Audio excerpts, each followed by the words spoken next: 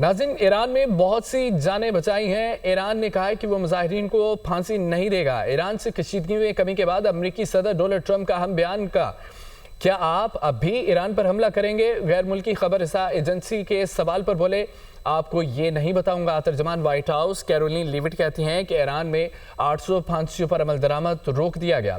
कत्लेआम जारी रहा तो संगीन नताइज होंगे। सदर ट्रंप ईरान की सूरत हाल पर नजर रखे हुए हैं। ईरान के मामले पर तमाम ऑप्शंस बदस्तूर खुले हैं।